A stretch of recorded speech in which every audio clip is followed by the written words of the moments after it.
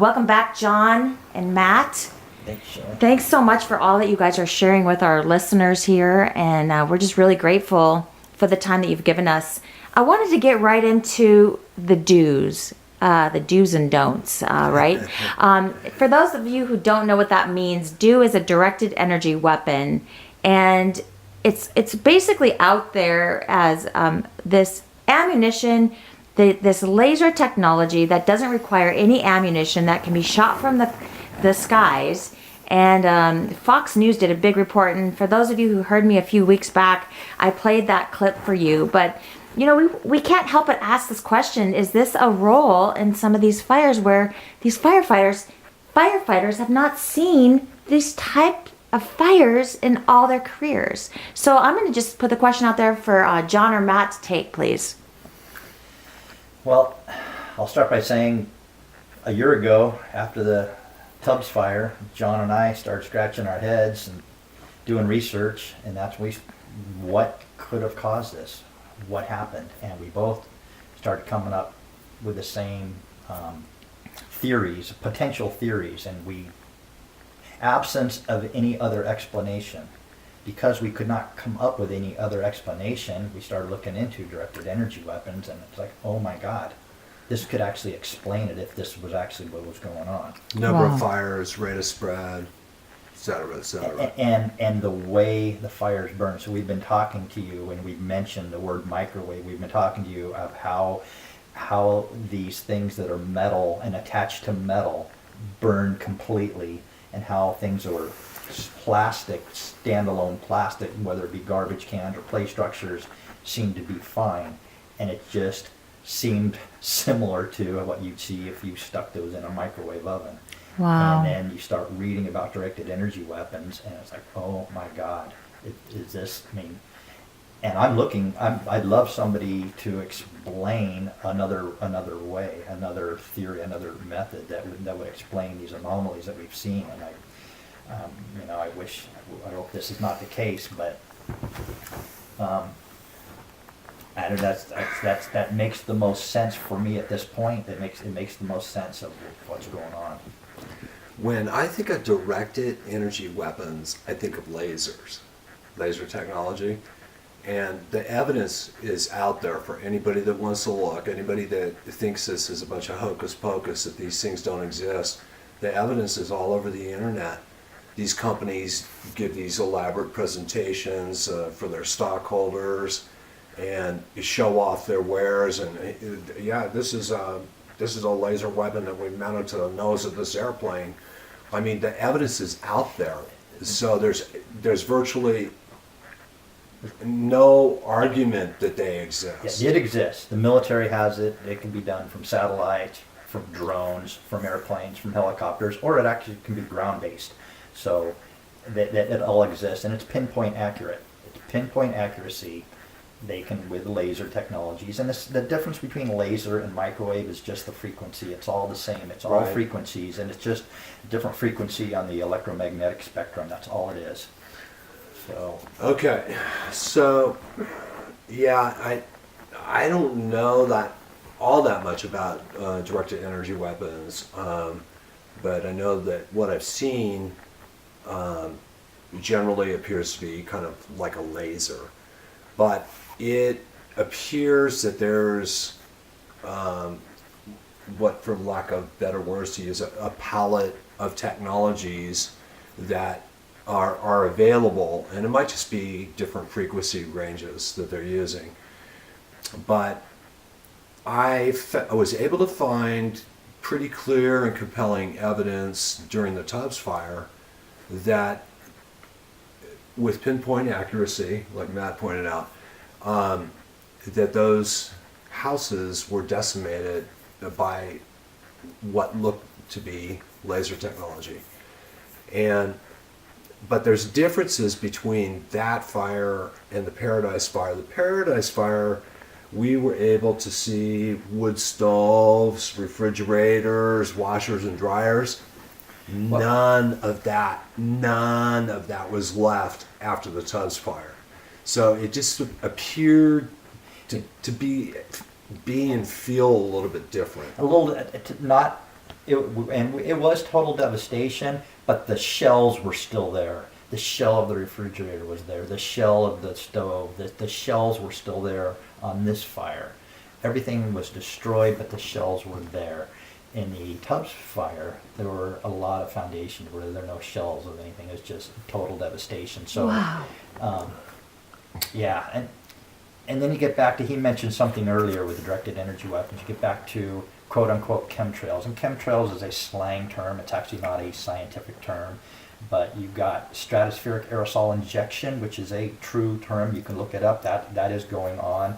Geoengineering, solar radiation management, and the military has it's on record a lot of the stuff that they have sprayed over the years. And looking into directed energy weapons, when you look at how it interacts with different particulate, if it is directed energy weapons, and we were told by witnesses that there was heavy spraying for several days prior to the fire, then I believe it works synergistically with what they're spraying. And I know they're affected, the weaponry is affected by the particulate matter, how much is in the air and how wide a pattern depending on the different type of directed energy weapon. And this is all sourceable information on the internet. Yes. So We talked about the destruction of the tree roots and the stumps and down low, close to the ground. Yes. That would probably be the heaviest concentration of metals that the tree had actually uptaken. Wow. So- Metals like such as aluminum and aluminum oxide. aluminum oxide, which are So- highly flammable. Is that correct? Yes, I absolutely would probably kill somebody in a debate, not literally kill them. Yeah. But On the I would- record. I would probably be able to just debate and back them all the way into a corner unless they're willing to come out and have an honest discussion about the role of geoengineering and chemtrails. If that is not part of the discussion, I don't care what fire it is in California or anywhere else, if that is not included in the discussion, then they're not telling the truth. And that goes into, weather management, climate management. That is actual a real thing. I mean, they've been managing the weather for a long time, and that's one of their. They have NexRad, they have HARP, and then the spraying that they're doing. So they're able And to atmospheric, move the jet stream where they want. They've had different operations starting in the Vietnam War. Operation Popeye, where they flooded out the Ho Chi Minh Trail. We never hear any talk about using the weather as a control mechanism for any of these fires. to extinguish the By fires. design, they don't want people thinking that they have the control that they actually have, but they absolutely have control over the weather. They are controlling the weather. They can make it rain, make it not rain. They weaponize the weather. They can make Right. hurricanes, they can steer them. Right. And so for those of you who are not familiar with this, please Google or what's another one besides Google? I heard that's not a good one to use anymore. Internet search. Yeah, do internet search, right? Of HARP, H-A, HAARP, yes. highly active Aurora High- Research, Yeah. Aurora Research Program. High altitude. No, Aurora. active. I think it's highly active or high. I'm pretty Yeah, sure it's highly the active Aurora Research Yep. Program. And you're totally right. This is all patented. Absolutely. Oh, yeah. Everything Absolutely. is, yeah, they were supposed to use it for good. Like we can bring rain to those who need it, right? Droughts and, The first, you can look up geoengineeringwatch.org has a hole on the top of their page. They have it says patents. You can go look up those, and those are all documented government documented patents. First one I think starting in 1891 for modifying the weather. wow. So they've been doing it for a long time. Right, and there were reports out. I read through the mainstream media that people in that area, in Paradise area, were complaining this white film that they would find Yeah. on their vehicles and things. Yes. And then there was also pictures that surfaced, and we have testimonies of people who saw blue lights before. Yes, and we've seen photos of blue lights, and that would. That was, the ones that Jamie had on the trees. Yeah, and that, I whatnot. mean, that that would go along, with some sort of laser or microwave weapon. So, Right. it's just speculation, but speculation on what else could it be? Right. What else could it be? And when you have evidence of blue lights, same thing. There was some photo evidence during the Tubbs fire, same thing. Interesting. Interesting. And so as we connect the dots, we're seeing that smart meters, grounding, lasers, no forest really burning at the canopy level. I guess is the canopy Well, or the again, umbrella. there's differences in it. Differences, It anomalies. depended where we were Yeah. looking. Yeah. And if these fires were caused by directed energy weapons, and it did have these effects that we're talking about, burning, trying to get to ground, and burning this way, the exposures and whatever's around is going to automatically start normal fires. If Aha. that makes sense. That does so make you sense. probably never have just a directed energy weapon fire without it causing a normal fire. So you're going to see signs of both, if that makes Yeah. any sense. That makes perfect sense. That one would trigger kind of this Exactly. natural way that you would get a fire. Exactly. So it's convoluted. It's not Yeah. going to be completely So, pointing. I mean, when I looked at a lot of the photos and walking up there and seeing, a lot of the vegetation actually resisted burning. It looked like it wasn't the perfect conditions. It Interesting. resisted burning, where structures did not resist burning. They burned completely. Interesting. So. And what did you find? Have you heard the narrative that, well, the trees were just full of water, and so they didn't burn like a normal tree would burn in a forest fire? Have you ever found that in a forest fire, fighting fires? Well, then we shouldn't have had a forest fire. And that's my whole point. They resisted burning. I agree. The trees resisted burning. It's almost as if the forest was the cover. It's the trees resisted burning. I did notice the trees resist burning, except at the base where they were burned, created craters in the ground. Right. There were some areas in that canyon where they normal fire. So I think different areas they burned because of the conditions and the winds and the fuel moisture. I think that, had pretty good fire going through, but a lot of other areas where, maybe a north slope where it's a little wetter, greener vegetation, it seemed to resist burning. Could we go back to just the idea of how you talked about in the fire in Santa Rosa, you said that the winds blew from west to east, right? The winds during the Tubbs fire were Tubbs fire. basically They were from the north, basically. Okay, from the north. And maybe northeast. Right. Northeast burning southwest. Got it.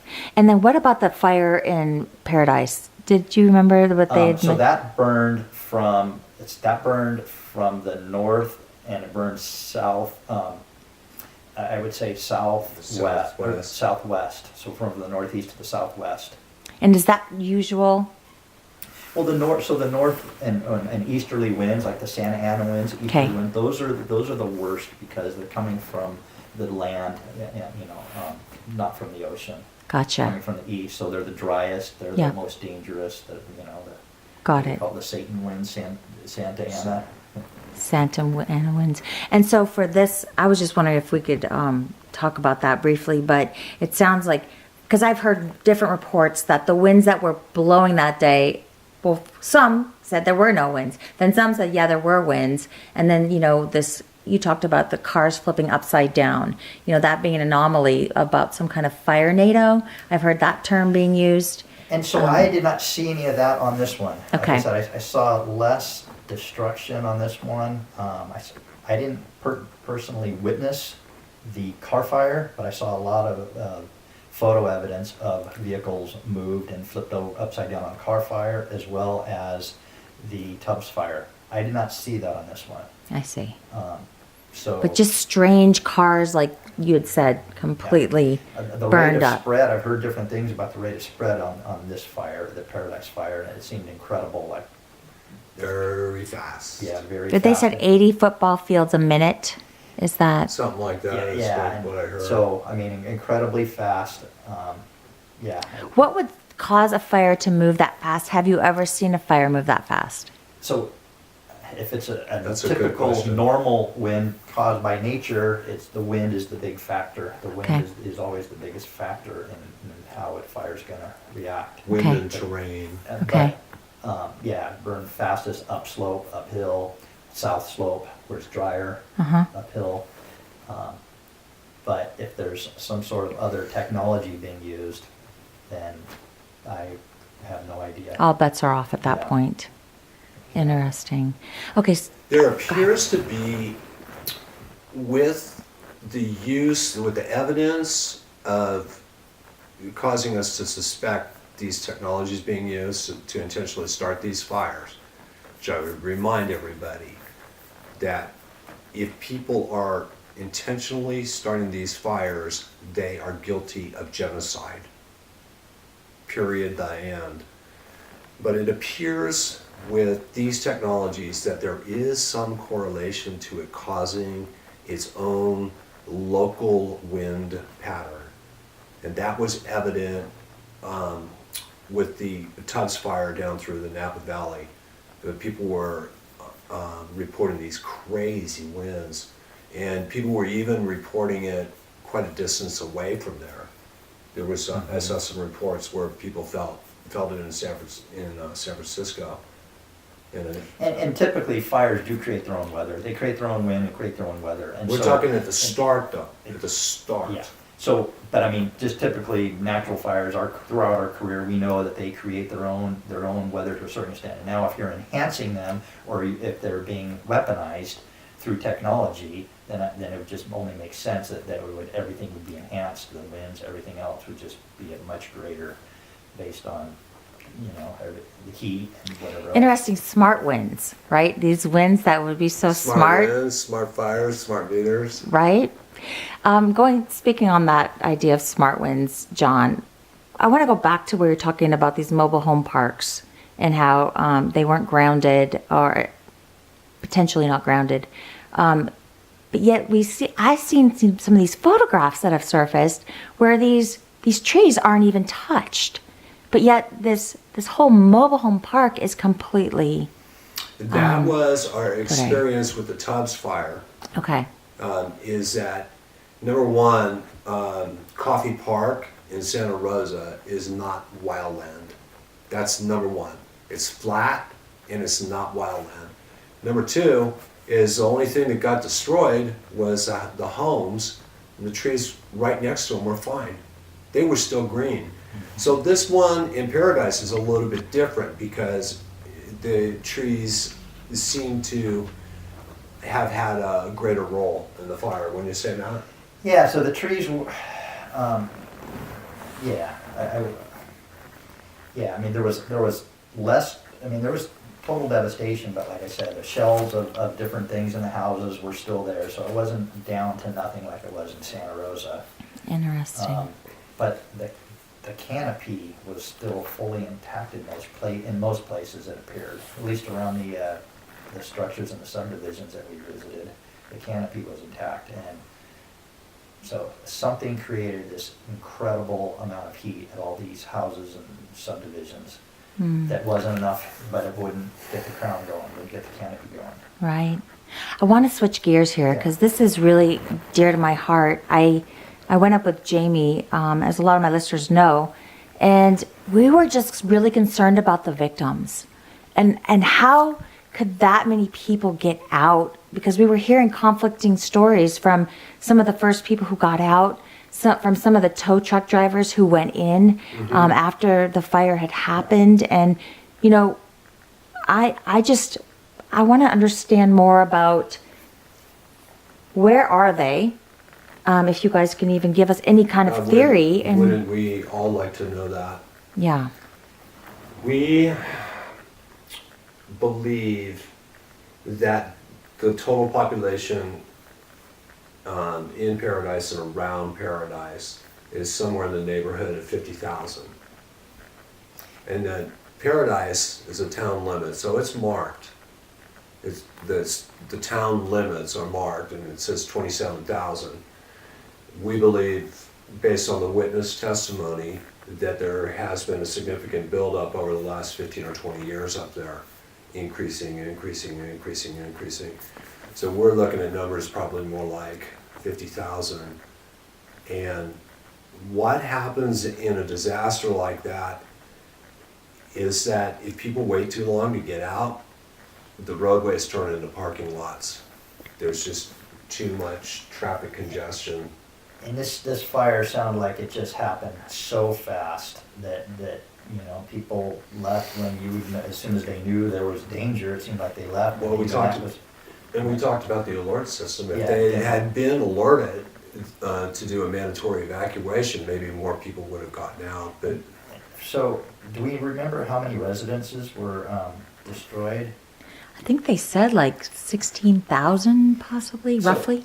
Because it just seemed odd to me when we went up there the first day that the low number of victims that seemed to be that seemed stuck out to that me as seemed well. odd, and I haven't really followed this like others. I haven't really paid attention. It's more focused on the fires and the evidence of the burning and how did it burn, and so I don't know, but that did stick out to me as, God, it seemed like there'd be more people needing help. And when we went to the shelter, there weren't that many people. There weren't very many people. I'm like, where is it? Are these all second homes for people? Or are these all, so where is it? So I don't know. I can't answer any more than that.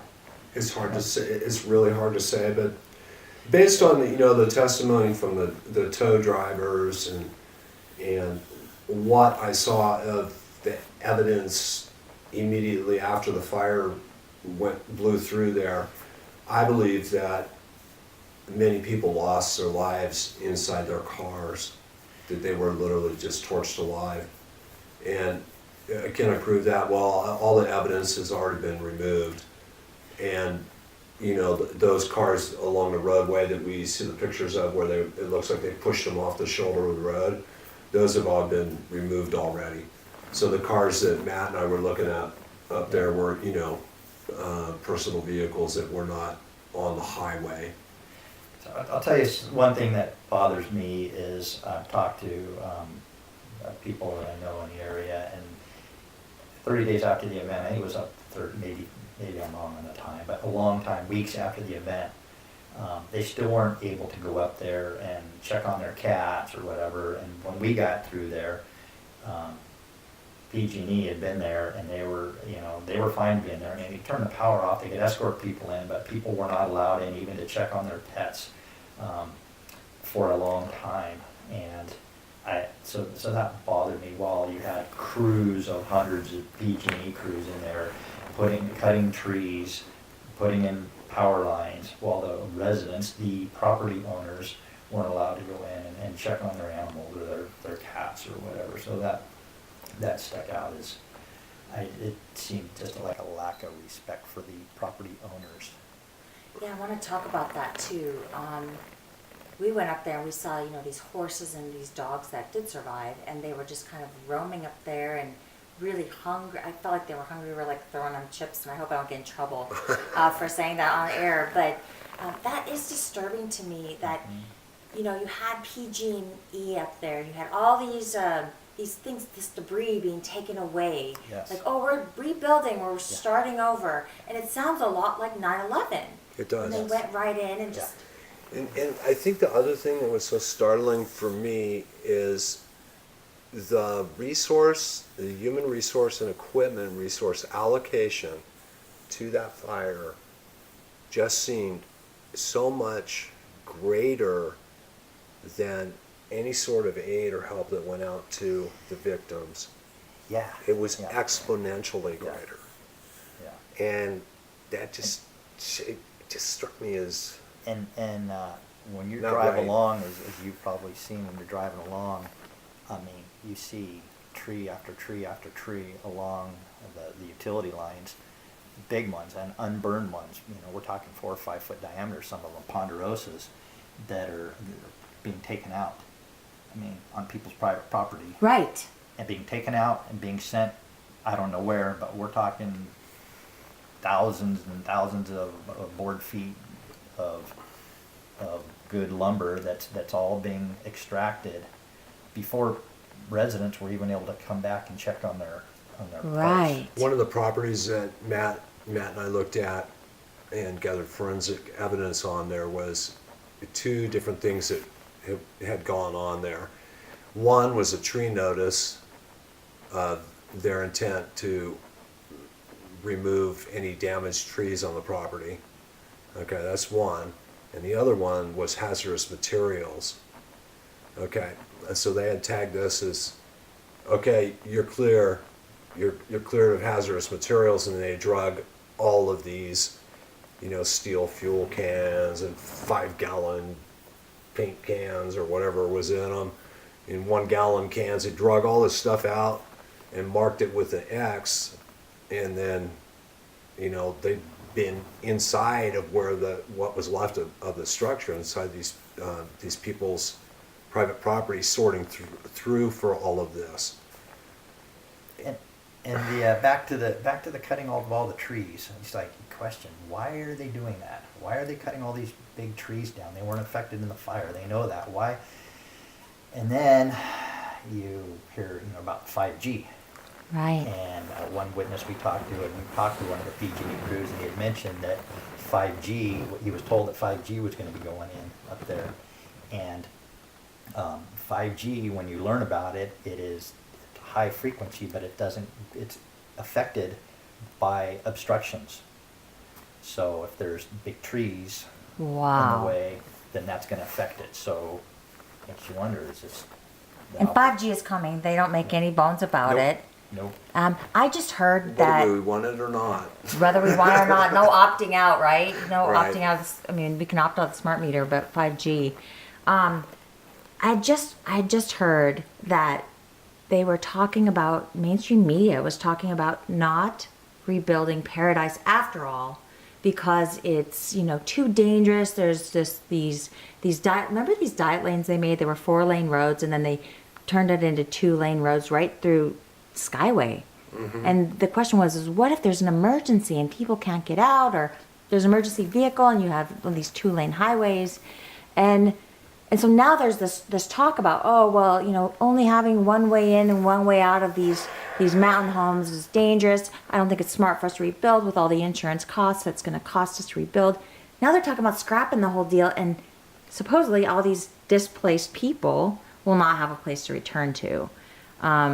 Which sounds even further fishy to me. What are your thoughts, or have you heard anything on that? I don't know. I guess time will tell what the real agenda is. Right. We'll see what... Right. I would comment that we have the experience of actually going through the NorCal fires, the Tubbs Fire, and the related NorCal fires. And the type of help that I saw those people receive would be what I would expect now, and which was next to nothing. They buying people out, offering them a bunch of cash just to walk away. Yeah. Disclose weird stuff like disclosure statements for Israel. Weird stuff. Wow. And then I think that a lot of people may be on the hook for their mortgage, and that the insurance companies probably are. Well, One of them went bankrupt already. it's an didn't it? opportunity to, if you are going to build, you're going to be jumping through the new building hoops.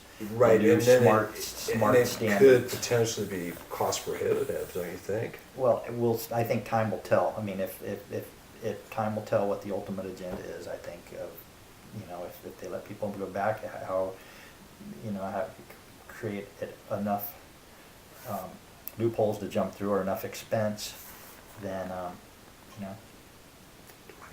we'll see. I think we'll see. So it's interesting listening to what you were saying, but I think time will tell. And if they don't let people back in there, what are they going to do No, with the people whose houses didn't burn? Are They sure have been hinting about that, haven't they? That we got to change our thinking on this, and Oh, yeah, no, I mean, and through insurance companies, through not insuring, I mean, there's a lot of tools. If they don't want they want to get rid of that community, there's a lot of tools at disposal. Wow. But this is all Absolutely. just speculation and all. Yeah. We are almost done, believe it or not. We're starting to wrap up this whole show, and this show could go on for hours. It's just so much to cover, but I did want to say one thing just to kind of recap on the fire victims. You know, we went into these centers, what do you call them? Shelters. These shelters, right? And Red Cross shelters. And we just didn't see the evidence of people there. It was mind blowing. And I know we covered that briefly, but I wanted to make sure we touched on that. So these people there may not be enough people to rebuild up there after all. I mean, and this might be another just disguise of, hey, we can't rebuild, it's too dangerous. And I know that's my own opinion, guys, I'm speculating. But, you know, with all this devastation and so much, one of the things I always want to talk about is solutions. You know, what can we do to protect ourselves, inform ourselves? And I always want to give people, hey, here's the good news. We've given you all this bad news to wake you up so that, not to wake you up, but to give you eyes to see of what might be happening below the surface, you know, as we dig down the rabbit hole. Could either of you talk about go ahead. Yeah, I'm Go going ahead, to John. start because I'm going to let John do the conclusion and Yeah. his solution. But I want to just start by the only reason that I'm here, that my biggest goal is just to try to help wake people up to what's really going on. A lot of what I've said and what John said probably going to sound crazy to a lot of people. And, you know, we are just two retired firefighters who, you know, had no problems through our career. We did a good job. We were kind of leaders in our organizations, and we have both come to the same conclusion, and it's all been evidence-based. It's all been evidence-based. We both have a desire to find out the truth. And so I am just trying to wake people up. Everything that I've said, and you look up directed energy weapons, I don't know exactly what happened. We're trying to guess what happened. But these fires are nothing like any of the fires that I went on my whole career. And I think you would agree. Yeah. So I just wanted to get that out there, that everything we've said, when we're talking about directed energy weapons, when we're talking about geoengineering, all that can be looked up. All that technology does exist.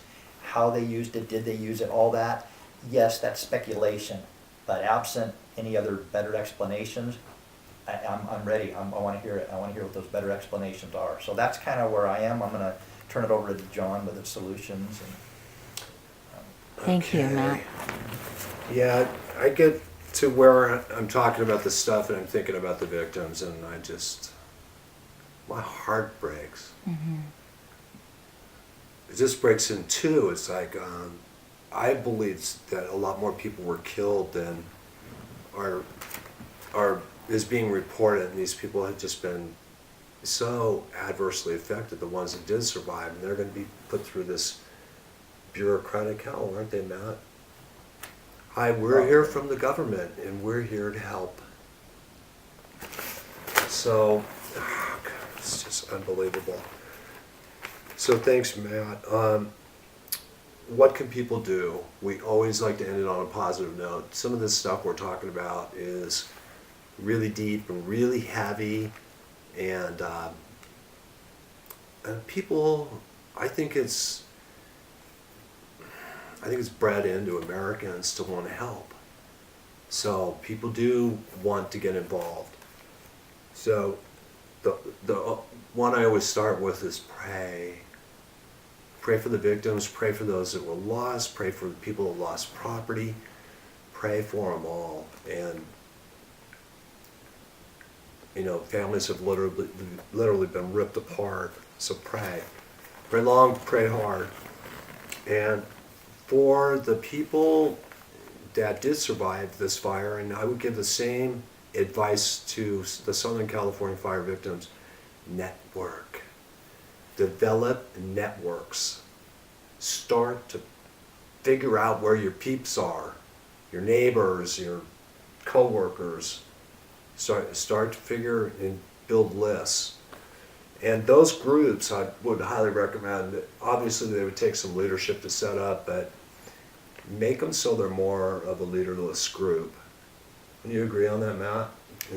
Yeah. Just so make it so that anybody in the group can pick up the ball and run it. But we need to take care of each other. We need Right, to take we need care to of take each care of other, each and other. we have to. that's why the more we wake up to what's really going on, then we realize that we need to have a network of friends and hopefully like-minded people that understand the bigger picture of what's going on. Yeah. So, and share experiences. You know, we always used to be able to go back to the firehouse and kind of defuse from, you know, heavy calls there just by being around each other and talking about it. But share your experiences with other people and also your knowledge, you know. So, and fight. Don't give up. Don't ever give up. Don't ever give up hope, no matter how dismal it seems. And this one here is pretty important. It's a little bit sensitive of an area to talk about, so I'm just going to remove all sensitivity and just spit it out, okay? If you're looking to help out the victims, please, please, please look for sources, for avenues to help out the victims financially, that where the money's actually going to get to them.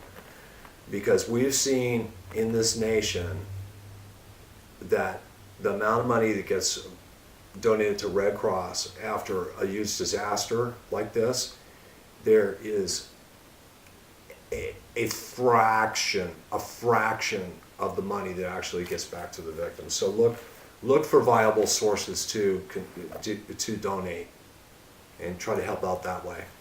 I don't really have. I know Jamie's. Yeah, Jamie seems like he's been doing a great job with that, of taking 100% that Yeah. comes in and giving it. He's shown evidence and Yeah. videos of it with you. That's Yeah. great.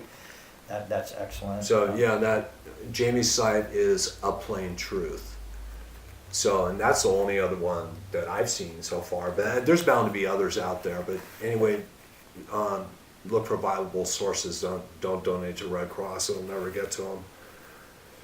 And you know, spread the word about this stuff. Well, spread the word. And do your own research. Please Yeah. don't believe us. Don't take our word for any of this. We are coming up with our best guess, our best conclusions based on our research. Do your own research. Things are not normal. They're not, as the narrative that's being put out there by mainstream is not the truth. So please, please, please do your research in all areas. It'd mean a lot more. Yeah. It'd mean a lot more to you if you do your own research. Obviously, I don't do any research at all. You just can see one of my bookshelves over the back of me. Do you have any other questions for us? Shelley?